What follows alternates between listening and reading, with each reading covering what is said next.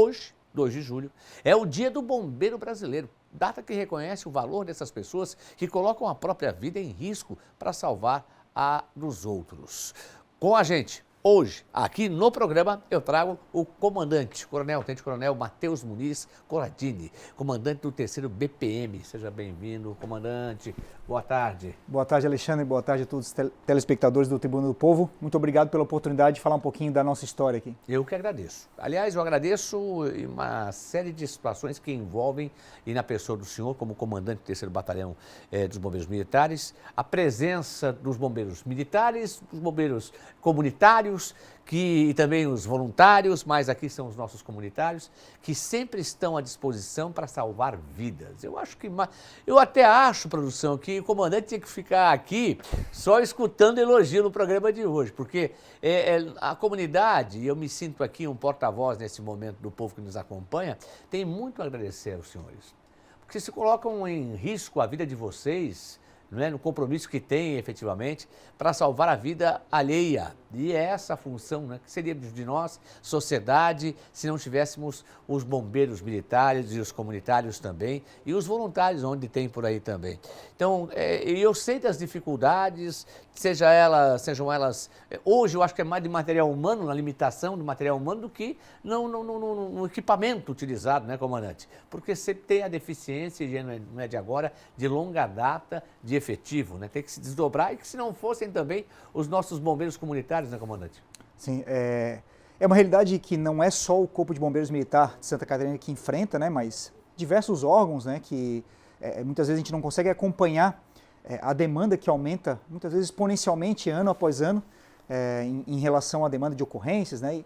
Mas o governo do estado tem se esforçado também para adotar estratégias diferenciadas. Hoje temos a possibilidade, em um futuro breve, aí, de ter o chamado militar temporário, que pode suprir essa demanda de efetivo que a gente necessita, né? Como é que é o militar temporário? Hoje já funciona isso nas Forças Armadas, né? Sim. O Exército Brasileiro, Marinha, Aeronáutica, onde o público, de maneira geral, pode se inscrever através de um concurso público, né? E ele passa por esse concurso, por um curso de formação, só que ele, em vez de se tornar servidor efetivo, ele permanece apenas por 8 anos. Depois de 8 anos, ele acaba tendo que sair, né, da corporação para trabalhar em outro tipo de emprego. Mas é uma possibilidade que o governo do estado tem se esforçado aqui para justamente suprir essa demanda de efetivo de diversas forças, como bombeiro e polícia militar. Em breve, inclusive, teremos para o ano que vem, quem sabe, um reforço pro efetivo aqui de Blumenau, né? Sim, nós temos hoje um curso de formação em andamento, né, com 62 alunos bombeiros militares, né, alunos soldados, mas nós não temos ainda um número exato de quantos desses formandos virão para a região aqui do 3º Batalhão. Acreditamos que sim, virá, mas não temos como precisar esse número. De qualquer forma, né, esse projeto, como falei anteriormente, ele provavelmente não vai ocorrer esse ano ainda, talvez, mas num futuro breve a gente deve ter esse reforço também com esses militares temporários, tendo em vista aí que essa demanda ela é constante, porque temos pessoas que se aposentam, pessoas que acabam saindo da corporação, e a gente precisa sempre ter esse suprimento de efetivo, né, para que a gente possa manter o serviço. Ô, coronel, deixa eu lhe fazer uma outra indagação. Hoje, os bombeiros comunitários, eles ajudam muito, né? Muitas vezes com o efetivo que não é aquele ideal, e o senhor bem disse, não é uma especificidade, é uma situação específica aqui de Santa Catarina. A gente sabe que é o Brasil inteiro que sofre com isso, em situações bem piores. Inclusive, eu quero só dizer aqui que os bombeiros militares de Santa Catarina, com a presença dos comunitários, eu faço sempre questão de frisar isso aqui, são os mais bem preparados que temos na eficiência de atendimento a ocorrências de todos os tempos, e isso é importante ser dito, né? Inclusive, aqueles que vão para a reserva acabam retornando para trabalhar nos bombeiros, né? Sim, a figura do CETISP, né, que a gente chama. O CETISP é o quê, comandante? É o Corpo Temporário de Inativos da Segurança Pública.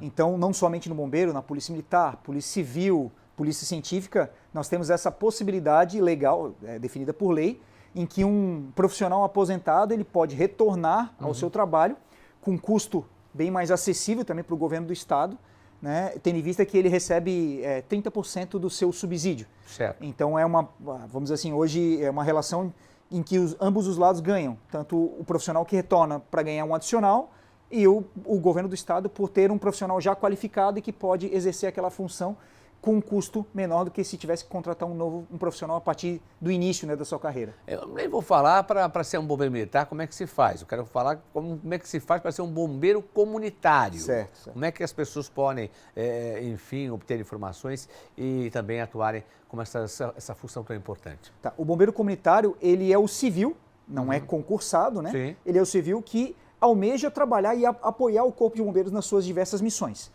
Né? Então, hoje a gente faz essa seleção através de um processo seletivo, por uma prova escrita e depois também temos um teste físico. Dependendo da quantidade de vagas que são abertas, pode ter provavelmente pessoas eliminadas e pessoas que irão passar, né, por esse funil, entre aspas, né, para acessar aquelas vagas ali. Depois que passou por essas duas etapas e foram selecionados, elas passam por um curso de formação, o curso de bombeiro comunitário. Tem uma carga horária que varia em torno de 400 horas, né? E aí eles têm matérias diversas, mas principalmente operacionais, para apoiar nas guarnições de serviço. Então, hoje, o bombeiro comunitário é uma figura extremamente importante para a manutenção do serviço do Corpo de Bombeiros em todo o estado, principalmente nos municípios do interior, aqueles municípios menores. E aqui em Blumenau nós temos quantos aproximadamente bombeiros comunitários?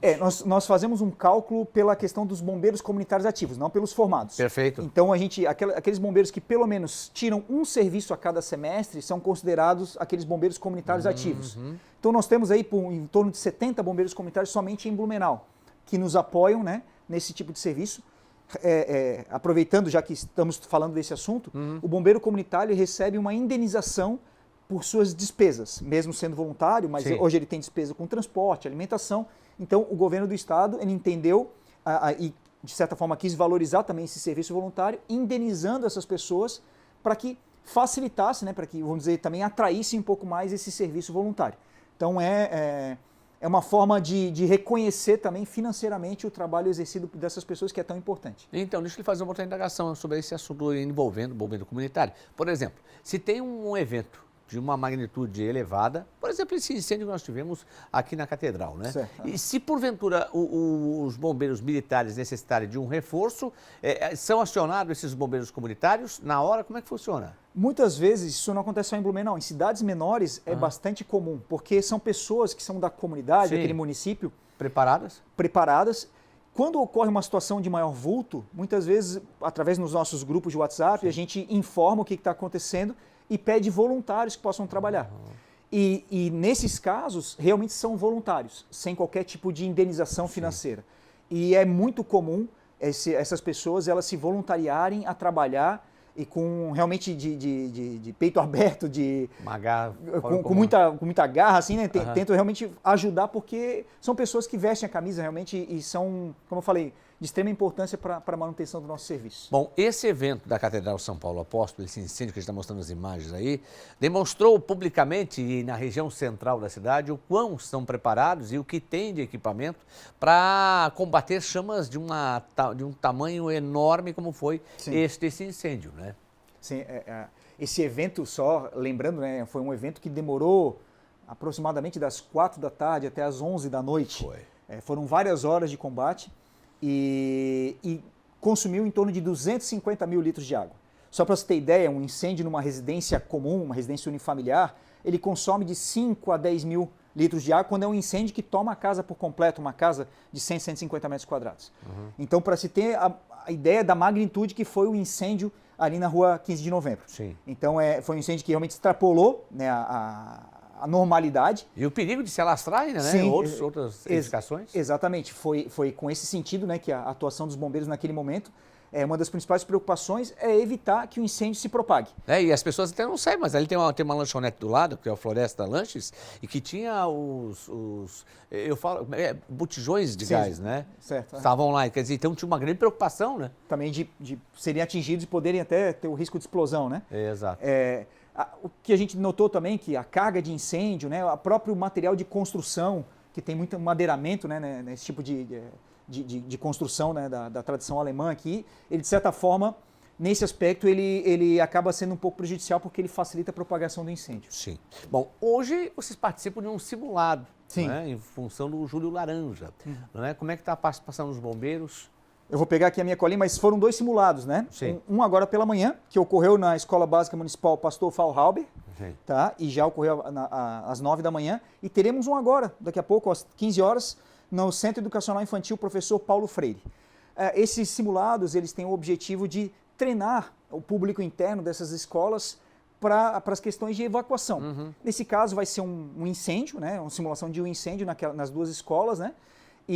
Mas a ideia sempre é treinar essas pessoas para evacuar o mais rapidamente possível, para que se evitem vítimas, né? E que, se houver danos, que seja somente ao patrimônio. Perfeito. Central 93 voltou para Blumenau. O senhor sentiu diferença como comandante? Assim, Alexandre, eu falo para vocês de maneira bem honesta.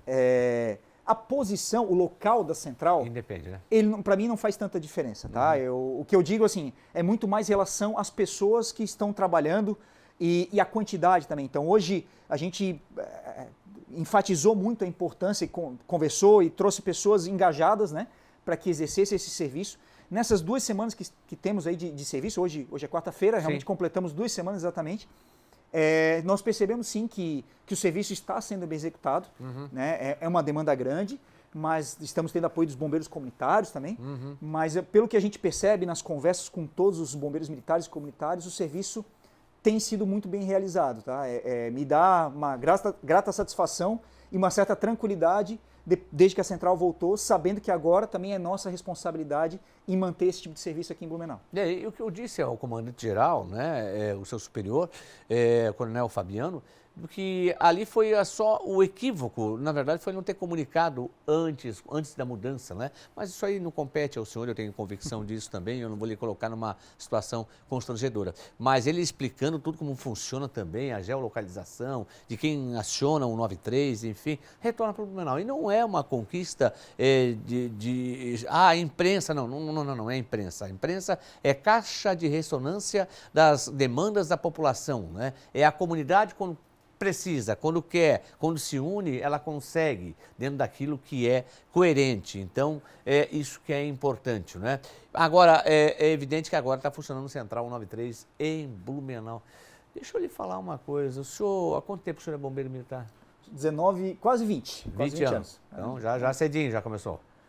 Eu trabalhava na iniciativa privada e também trabalhei como servidor público na Universidade do Estado de Santa Catarina, por algum tempo. E depois entrei no bombeiro em 2006, início de 2006, e agora estou, nesse período aí, 19 anos e meio dentro do Corpo de Bombeiros. Sob o seu comando, o 3º Batalhão, quem é o mais experiente? Não digo mais velho, mas o mais experiente. O senhor lembra de cabeça? Olha, temos vários bombeiros experientes na guarnição. Eu digo mais, o mais velho é exercício, né? Não, mas por experiência também, né? Nós temos os nossos chefes de socorro de Blumenau ali, são pessoas extremamente experientes, profissionais com alguns até com mais de 30 anos de serviço. Olha só. Que trabalharam praticamente toda a carreira na guarnição de serviço. Então, são pessoas que, como eu falei, têm uma larga experiência de atendimento de ocorrências. Então, já passaram por diversos tipos de situação em que a gente tem plena confiança para exercer um trabalho de elevada qualidade. Quero aproveitar a oportunidade, então, agora eu comecei dessa forma e termino a entrevista dessa forma. Parabenizar e agradecer. Eu, certa ocasião, era um sargento, acho que virou ele foi para a reserva, o José Carlos. José Carlos. Ele está ativo ainda? Não, está na reserva. Está na reserva, né? José Carlos, uma vez eu fui lá fazer uma reportagem, que era o dia Sentido na Pele. É o quadro que tinha no Balanço Geral e tem ainda, eventual. Sentido na Pele, que era ser um bombeiro militar. Só para o senhor ter uma ideia. Tem aquele espaço, que é tipo uma torre ali atrás, para subir com o equipamento. Chegou no primeiro lance de escada, não tinha nem como. Já quase infartei ali, né? E o final, o José Carlos conseguiu fazer, como é que é? Batizado? Batizado, com a mangueira lá? Com a mangueira, sim, o batizado. Batizado, que aliás até hoje ele me deve essa, né, porque estava muito frio, inclusive, mas eu quero dizer o seguinte, eu me sinto honrado se eu tenho alguém, alguma instituição, que eu sinto orgulho da segurança pública, todos evidentemente, mas os bombeiros, porque vocês ajudam e fazem o salvamento de vidas e nos momentos mais críticos que a gente possa estar atravessando, a gente sabe que pode contar com vocês. E por isso eu lhe cumprimento, porque vocês são parceiros da sociedade. Parabéns. Muito obrigado, Alexandre, a NDTV, né, pela oportunidade, pelo espaço. Como comandante, agradeço as suas palavras e ressalto, né, que para mim é um grande orgulho, uma grande honra comandar esses homens e mulheres que realmente dedicam suas vidas em prol das outras pessoas, pessoas que são vocacionadas que posso dizer com total certeza que não fazem pensando no dinheiro. Claro que é importante, sim, para a saúde da sua família, para a segurança familiar, né? Mas são pessoas que realmente vestem a camisa. Eu nunca vi um bombeiro, alguém que tenha entrado na corporação e mesmo saído para trabalhar em outro emprego e que tenha falado ao final que tenha se arrependido de trabalhar no Corpo de Bombeiros. É uma profissão muito bonita, uma profissão que traz grande responsabilidade, mas também uma grande honra e gratificação enorme. Então, hoje me sinto extremamente privilegiado por ser membro dessa corporação, que ano que vem completa 100 anos. Certa ocasião, alguém chegou e falou assim, você olha nos olhos das pessoas e você percebe o sentimento da pessoa. E então, eu vou lhe falar uma coisa, atenção, olhando nos olhos do comandante, pode fechar nele aqui, pode fechar, fecha aqui na câmera isso. Olhando nos olhos dele, eu tenho convicção. Quando ele fala dos bombeiros militares, ele fala da sua equipe, ele fala de ordem apaixonada e emocionada. E isso é importante. Grande abraço, parabéns, viu? Obrigado de coração.